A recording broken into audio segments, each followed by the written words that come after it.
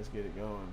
Every once in a while, when you are working as a SOC analyst, you will come across content, a file or traffic, that seems suspicious, and you will have to decide whether that content is malicious or not. It is normal to feel confused with all the mixed signals that such content provides. This becomes a little overwhelming for somebody who is just starting in cybersecurity, and it is common to begin self-guessing oneself. Knowing what steps to take to resolve such a scenario is helpful.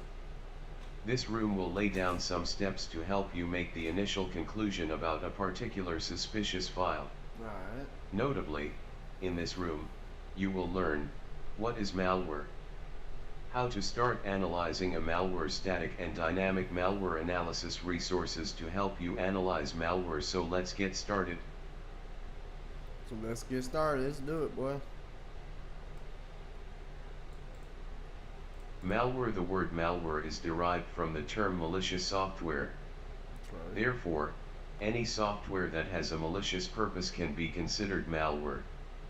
Malware is further classified into different categories based on its behavior. However, we will not go into the details of those in this room. Here we will ponder the steps we will take if we suspect that we found malware in a machine. So, let's get started. The purpose behind malware analysis. Malware analysis is an important skill to have.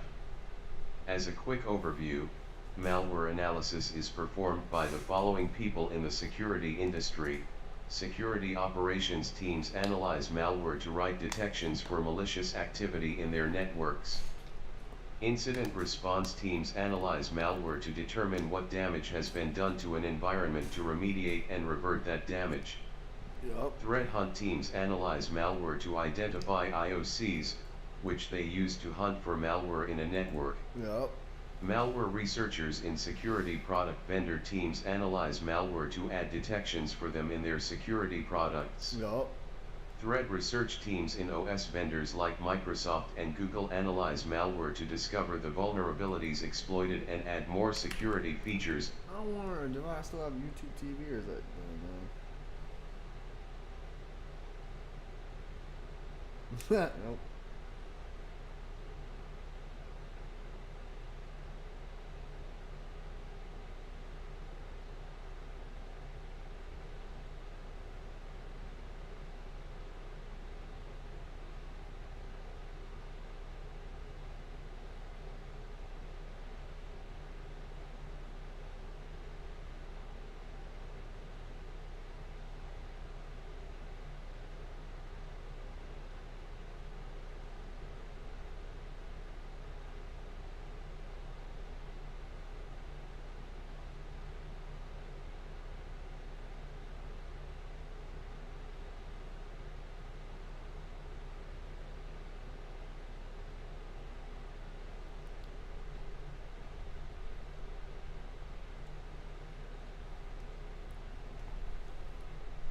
To the OS/applications.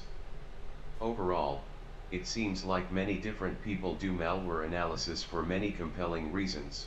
Yeah. So let's see how to start. Sorry, I got so many hoes on my phone. I'm telling the hoes like, hey, I gotta study, girl. I'll call you at 9. All right, baby. We begin. Please note that malware is like a weapon because it can produce great harm if not handled with care. For this reason, always take the following precautions while analyzing malware. Alright. Never analyze. Boy, I can't wait for. I got this date Saturday, but man, I don't know. We got a date Saturday, but we got Battlefield 6 Saturday, so I don't know, man. I might not have to go on it. I might have to just tell her next weekend. You know, might have to tell her next weekend. I don't know. It's gonna be a busy day.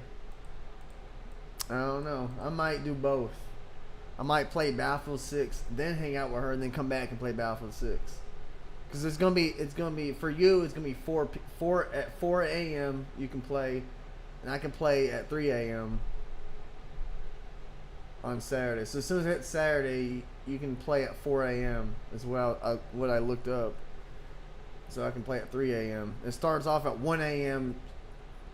Pacific time zone. That's when in California, so it'll be like 4 or 3 for you. So I'll wake up in the morning, play some Battlefield 6, and then at like after like 2 or 3 or whenever she gets off work, then we go hang out with her, hang out for a little bit, and I'll come back and play some more Battlefield 6 till late. So that's the plan. That's the GP. Alright, let's finish this. Malware or suspected malware on a machine that does not have the sole purpose of analyzing malware. Yeah, I don't ever do that. I got a laptop that I don't give a fuck about that I'll test malware on, and if it fucks it up, I just rewrite and just reinstall Windows. When not analyzing or moving malware samples around to different locations, always keep them in password-protected zip/rar or other archives so that we can avoid accidental detonation. Oh. Only extract the malware from this password-protected archive inside the isolated environment, and only when analyzing it. Okay. Create an isolated VM specifically for malware analysis. No, I don't trust running malware on a VM because those bitches can escape through. They got some malware that can tell. It will look. I actually found out how to do it, but I fucking forgot already. It will scan for your system files on the VM, and from the system files, it will know, oh, this is a virtual machine, and it will know how. And some of them are smart enough. There's smart people out there that knows how to escape the VM and go to the actual host machine. So I don't trust running malware even on a VM. Nope. Being reverted to a clean slate once you are done. Ensure that all internet connections are closed or at least monitored. Once you are done with malware analysis, revert the VM to its clean slate for the... It's called a snapshot, is what it's talking about. I need to put that can stay there. Damn, that's a lot of reading. Malware analysis is like solving a puzzle. Different tools and techniques are used to find the pieces of this puzzle, and joining those pieces gives us the complete picture of what the malware is trying to do. Most of the time, you will have an executable file, also called a binary or a PE file. Portable executable. PE stands for portable executable, a malicious document file, or a network packet captured. PCAP. The portable executable is the most prevalent type of file analyzed while performing malware analysis. What's on my ass? There's like...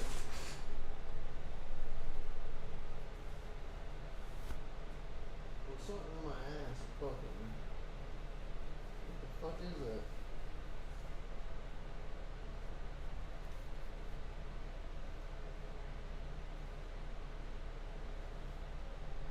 What the fuck was that? It's poking my ass. It's like plastic or something.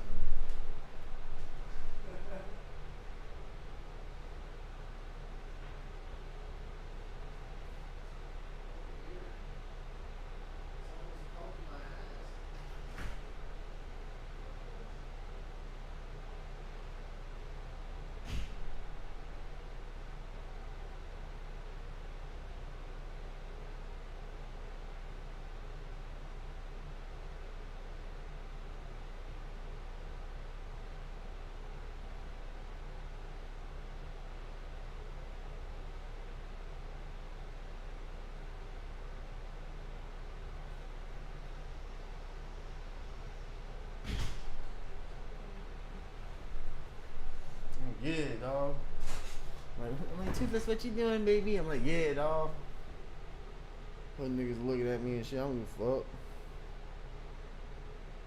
What's he doing when I get wrong?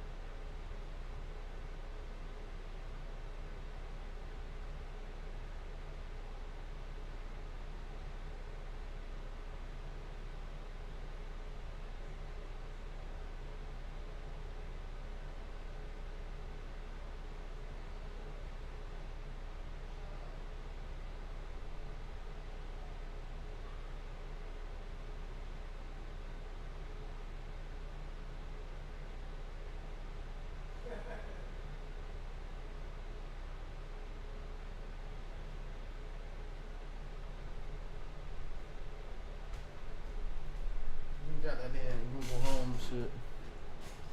To find the different puzzle pieces, you will often use various tools, tricks, and shortcuts. These techniques can be grouped into the following two categories: static analysis, dynamic analysis. Static analysis: when malware is analyzed without being executed, it is called static analysis. In this case, the different properties of the PE file are analyzed without running it. Similarly, in the case of a malicious document, exploring the document's properties without analyzing it will be considered static analysis. Examples of static analysis include checking for strings. Static analysis: when malware is analyzed without being executed, it is called static analysis. In this case, the different properties of the PE file are analyzed without running it. Similarly, in the case of a malicious document, exploring the document's properties without analyzing it will be considered static analysis. Examples of static analysis include checking for strings.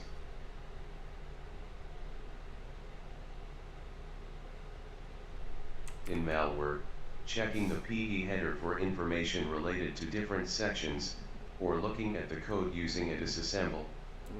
We will look at some of these techniques later in the room. Malware often uses techniques to avoid static analysis. Some of these techniques use obfuscation, hacking, or other means of hiding its properties. To circumvent these techniques, we often use dynamic analysis. Dynamic analysis: malware faces a dilemma. It has to execute to fulfill its purpose, and no matter how much obfuscation is added to the code, it becomes an easy target for detection once it runs. Static analysis might provide us with crucial information regarding malware, but sometimes that is not enough. We might need to run the malware in a controlled environment to observe what it does in these cases. Malware can often hide its properties to thwart static analysis. What does thwart mean? Thwart?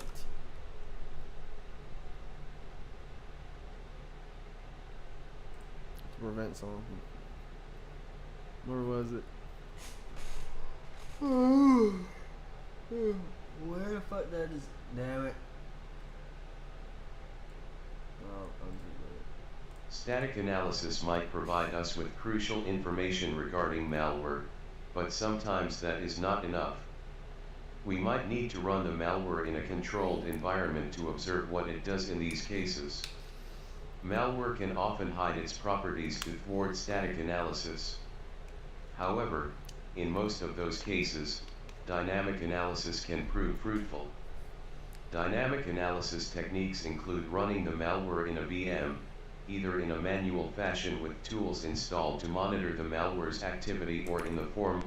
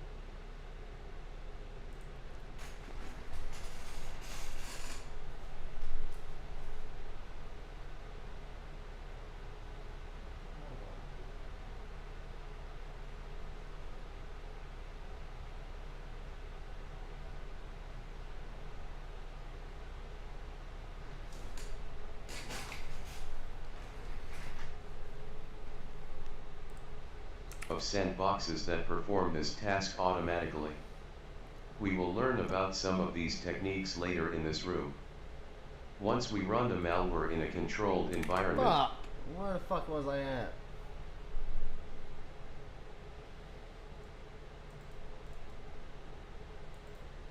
Dynamic analysis techniques include running the malware in a VM, either in a manual fashion with tools installed to monitor the malware's activity or in the form of sandboxes that perform this task automatically. We will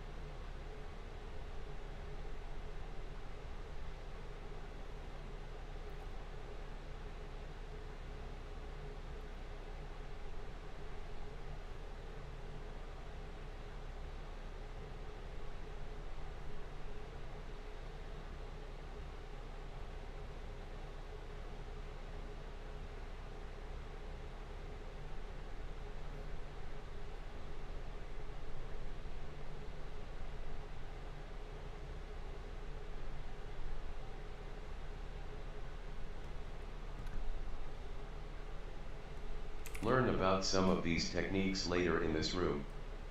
Once we run the malware in a controlled environment, we can use our knowledge from the Windows forensics rooms to identify what it did in our environment.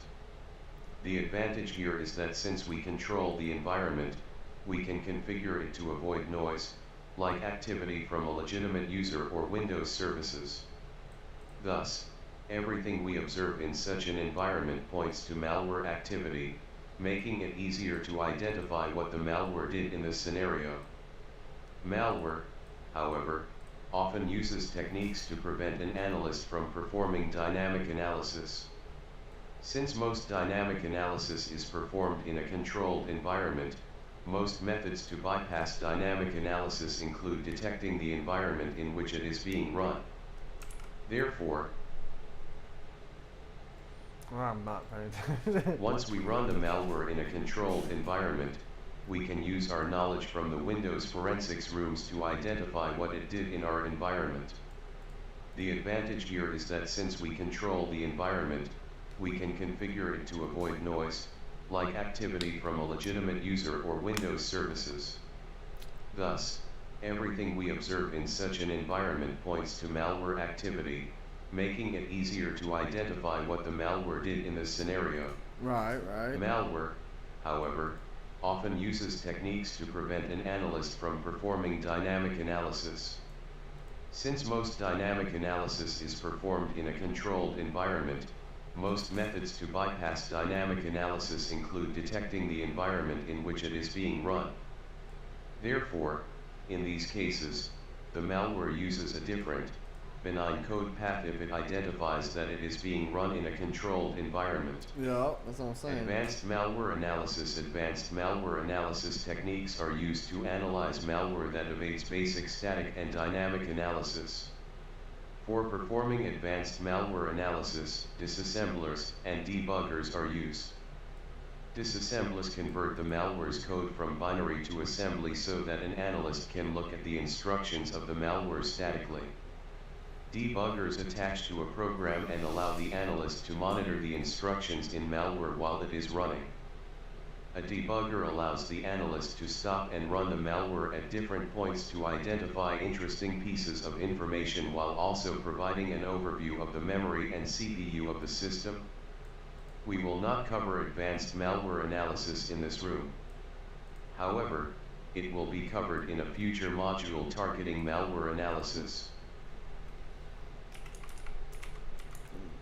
Analysis.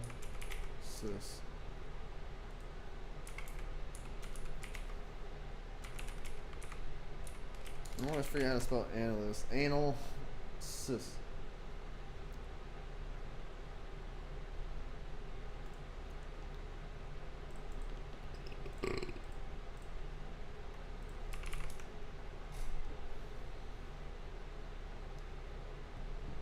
$30 questions answered this week. Not many.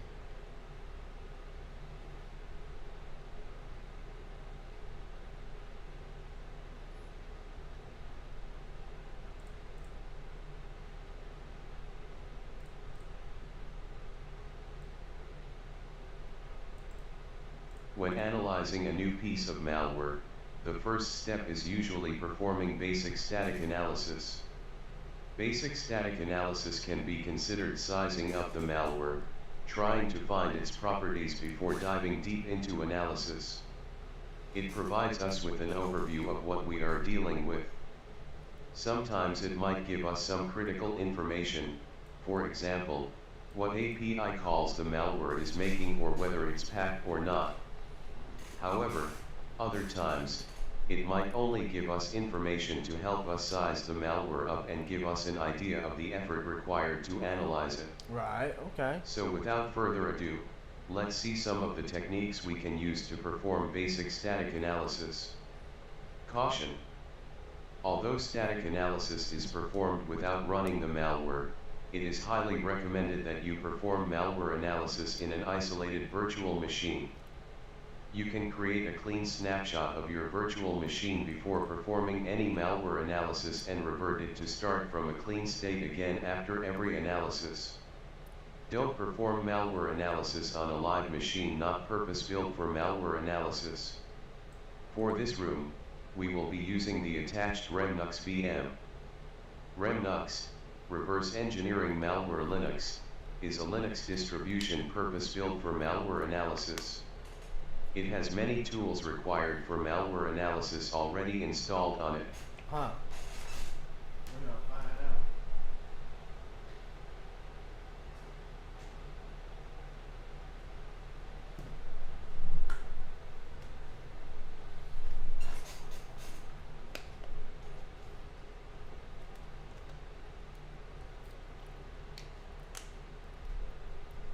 Let's see what we gotta do today.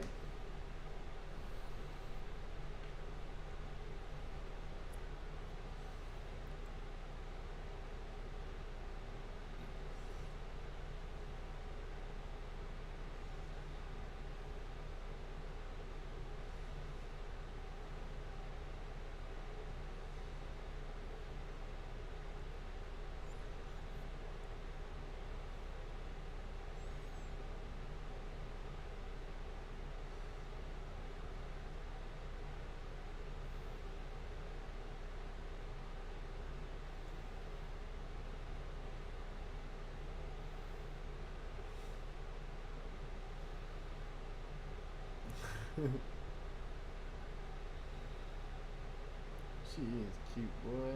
Man, she is cute.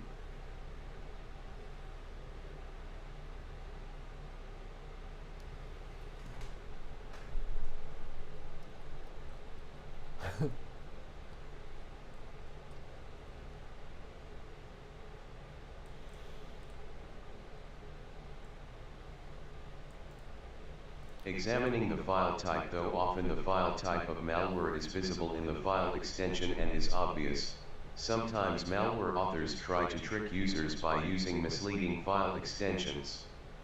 In such scenarios, it is helpful to know how to find the actual file type of a file without depending on file extensions. In Linux, we can find the file type of a file using the file command. To understand what the file command does, we can read its man page or use the help option, man file or file help. We will find out that it is a simple command to use. Yeah, but we can use the following command to find the file type of a file. Where's terminal? Yeah, but when you use man, it fucking gives you it gives you too much information. It gives you like too much fucking information, I feel like god damn. Do I really want to read all that? It like gives you the whole manual. I think it's better we do file. Oops. It's just easy. Yeah. See, that gives you what you want to know. I don't need the whole manual and the fucking transcript.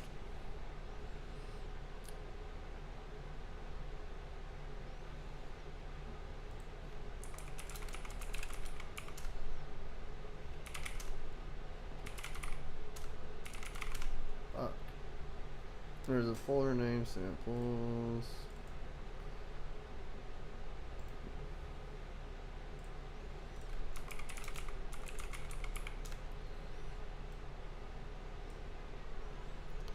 P30 executable for Microsoft Windows. There is a folder named Samples on the desktop in the attached VM. We will be using the samples present in that folder for our analysis. The above terminal shows the file command being run on the WAN-Acre sample. The output shows a PE32 executable file with a graphical user interface, which was compiled for a system that runs Microsoft Windows with an Intel 80386 based processor. What kind of processors are that? Oh, it tells me. The Intel 80386 processor was one of the first 32-bit processors ever, and the instruction set designed for the 80386 is still used for 32-bit Intel processors. No one uses 32-bit I don't think you even buy one anymore. Intro to malware analysis. When analyzing a new piece of malware, the first step is usually performing basic static analysis. Basic static analysis can be considered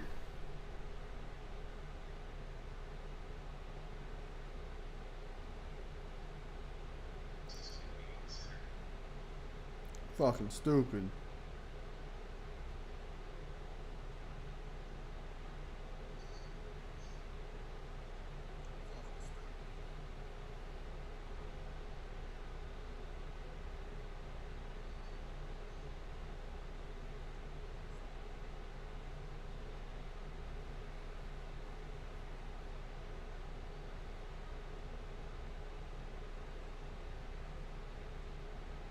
Well, I guess you do have to have Find Hub.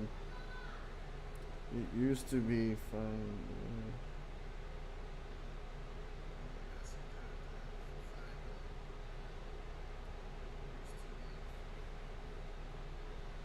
Right. That makes sense. Why is that still playing?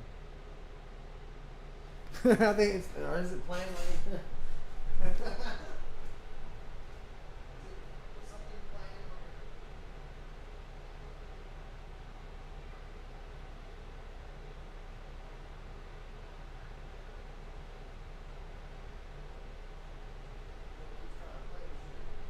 We gotta do some hacking lessons. Alright, we gotta keep doing some more hacking lessons. I wanna see the other what's oops, shit, I fucked that up. Let's see what malware this is. It's a text. That's what I thought. It's a string. A string of text. This program cannot be run in DOS mode. That's something that's not even been compiled yet. Where'd it go? Ain't red line, that's probably Windows. Z 3-pin null off installer, self-extracted archive. I want to run it. It won't run though. It won't run the malware. Why won't it run the malware? Because it's fucking on Linux.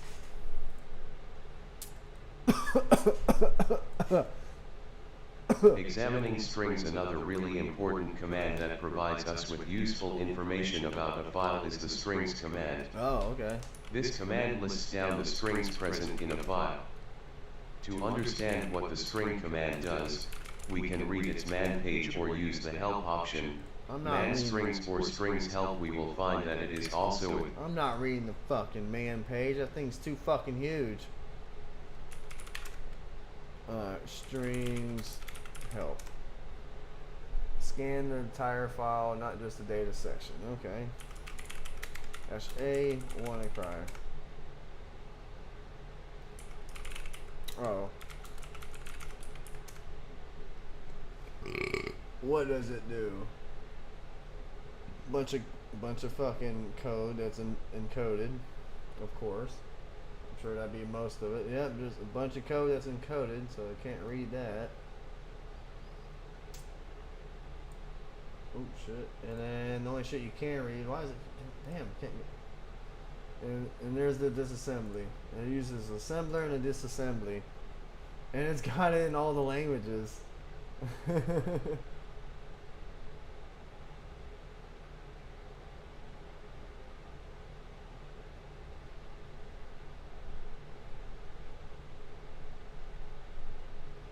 didn't seem too tech savvy.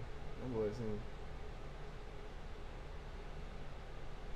That's all the devices. Where's all the rest of my devices?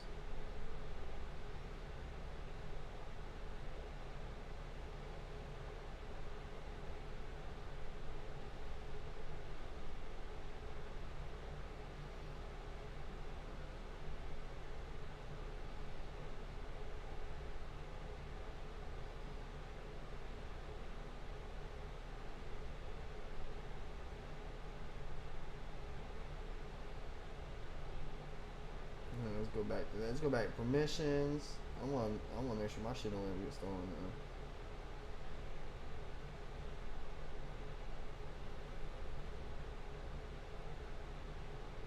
now. Yep, there I am. There's my house.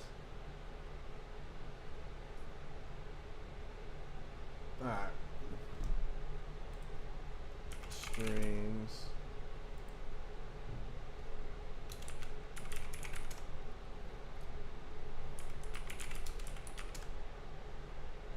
There's a bunch of shit you can't read. You know, I got shit.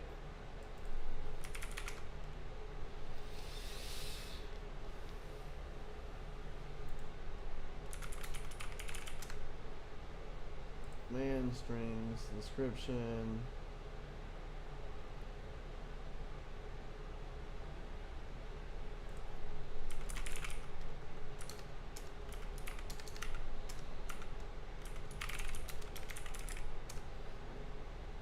I put helpo, but it worked.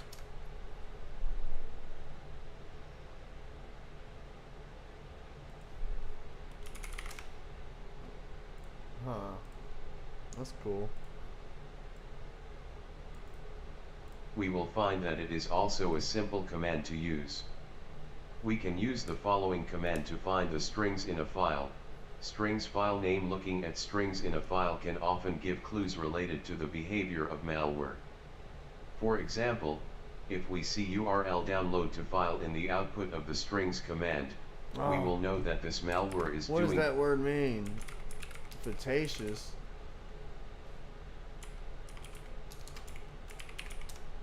Fetaceous. Did I spell that right? Quit using big words. I had to Google that shit.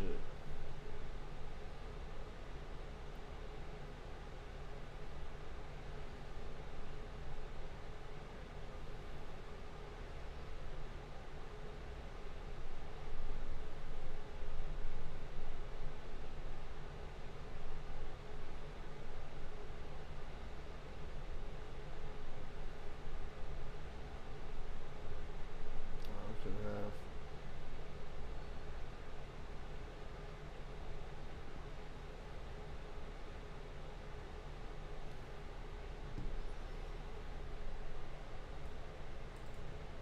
Looking at strings in a file can often give clues related to the behavior of malware.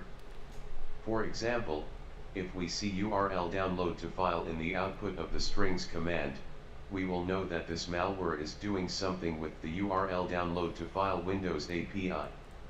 Most likely, it is downloading a file from the internet and saving it on the disk. Similarly, strings might also provide contextual information that helps us later during malware analysis. Remnux. What's that? Where the fuck that come from?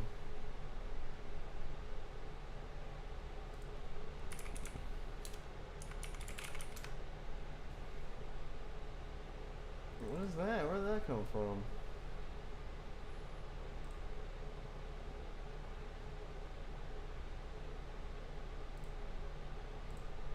That's weird. That thing came out of nowhere. You know what I gotta do though? I've got to take a poo. You know that?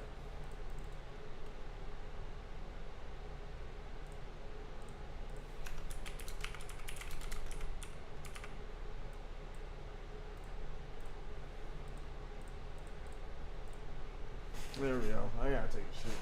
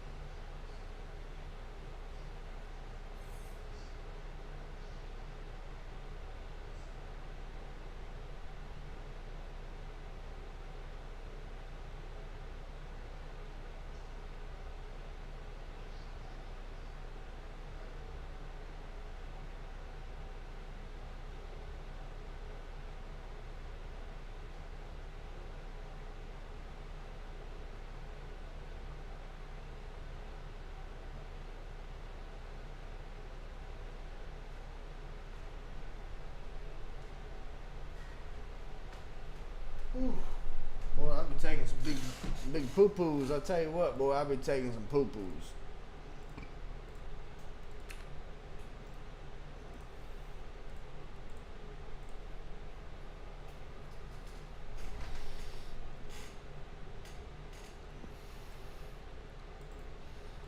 Here we can see the strings command being run against the WAN-AGRI sample. We will see that the output starts with the DOS stub, which is the text that says, "This program cannot be run in DOS mode." DOS. Some values don't make much sense and look like garbage, but you will also see useful output. For example, we can see above that some strings look like Windows APIs. For example, close handle, get exit code process, terminate process, and so on. Similarly, we can see text that says in Plate 1.1.3 copyright 1995 to 1998 Mark Adler. A quick search shows that it is a part of the zlib data compression library. This tells us that the sample might be using this library. Tip: sometimes, the output of the strings command is too big to be shown on the terminal completely. We can redirect it, write it to a file, and read it using Vim or any other tool. The below terminal shows the output being redirected to a file named str. Oh, that's what it did.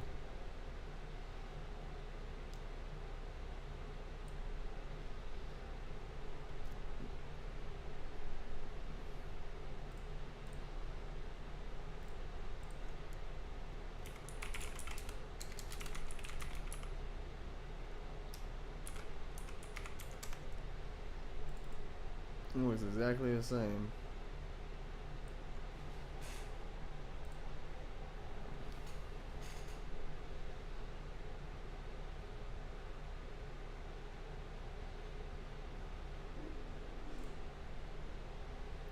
Did you just fart?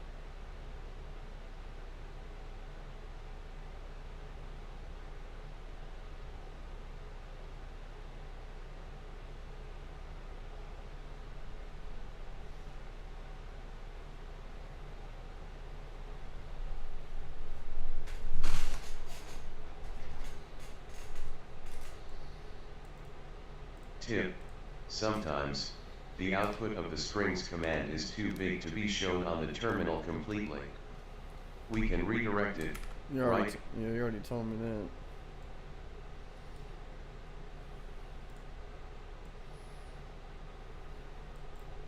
We can use the space key to scroll down the list of strings here. If you are interested, this room contains more information about strings. Calculating hashes. File hashing provides us with a fixed size unique number that identifies a file. A file hash can therefore be considered a unique identifier for a file.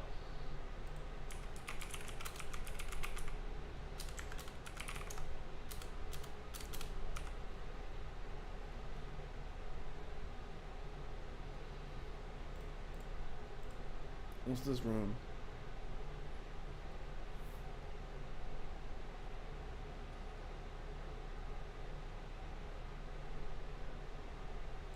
Am I gonna learn that?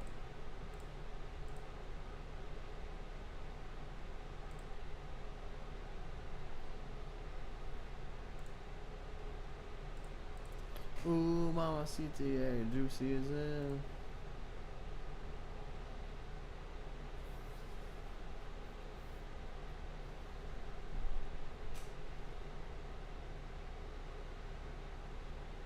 Boom.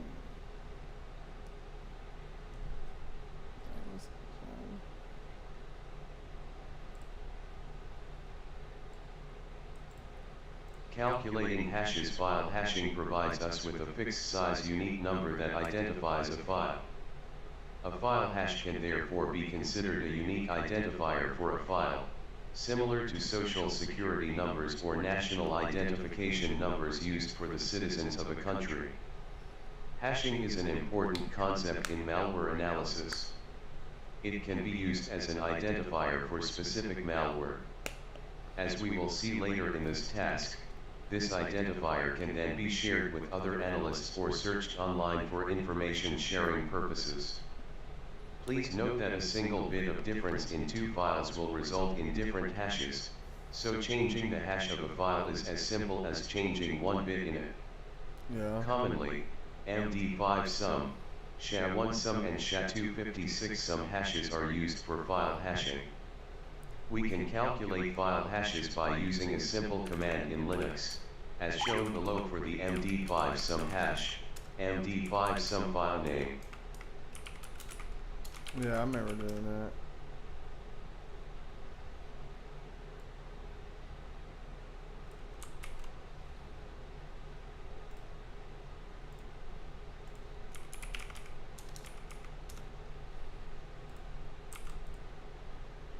Damn. This part.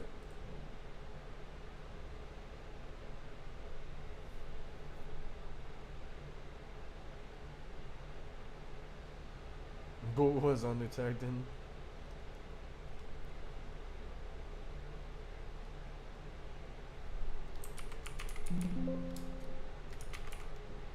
Trolls.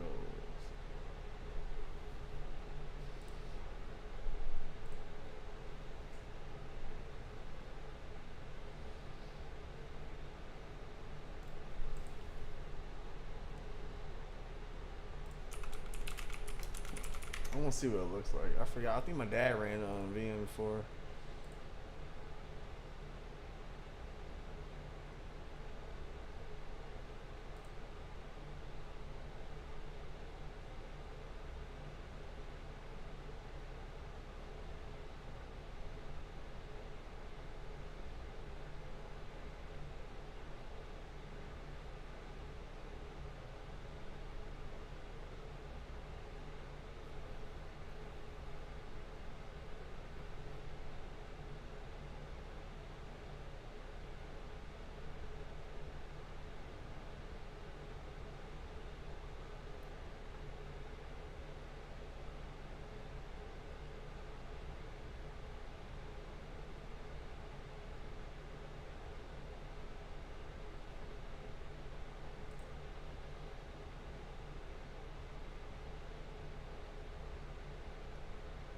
That's cool. Let's see. I want to see it in action.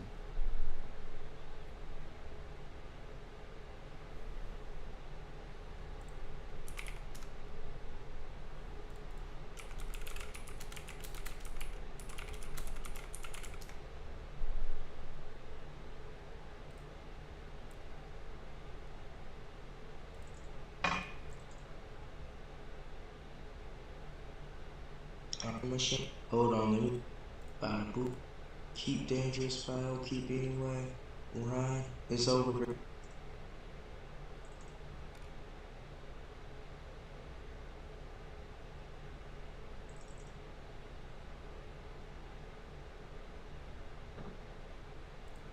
Oh, there we go. Well, there goes this virtual machine. Hey.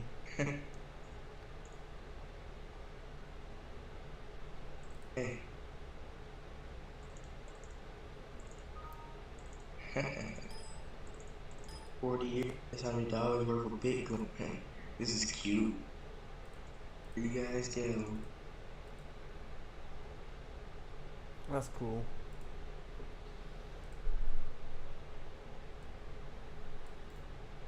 A/B scans and virus total. Scanning a file using ABS or searching for a hash on virus total can also provide useful information about the classification of malware performed by security researchers.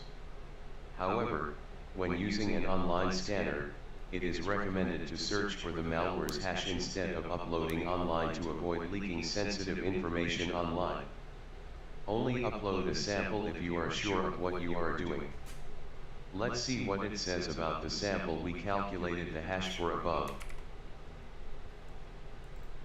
Scanning a file using ABS or searching for a hash on virus total can also provide useful information about the classification of malware performed by security researchers. However, when using an online scanner, it is recommended to search for the malware's hash instead of uploading online to avoid leaking sensitive information online. Only upload a sample if you are sure of what you are doing. Let's see what it says about the sample we calculated the hash for above.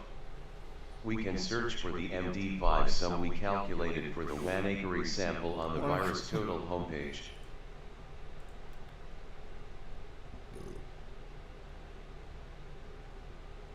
Yeah, it's the same hash. That's the same thing I did.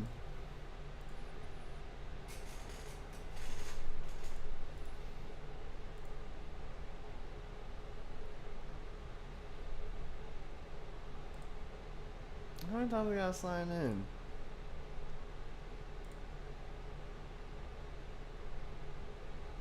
You motherfucker.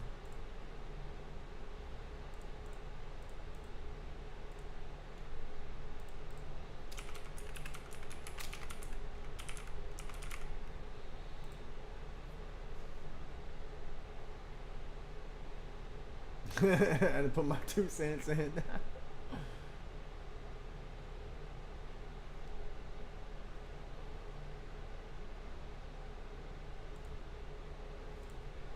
$25. Some. I already learned how to do that.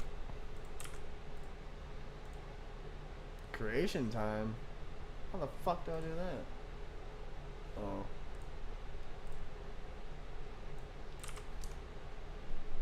And then check what? Check the details.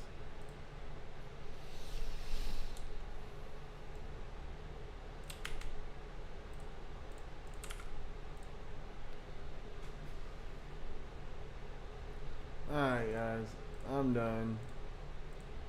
I'm about to video call this cute chick, you know what I mean? Yeah. So I'll see y'all tomorrow. Just not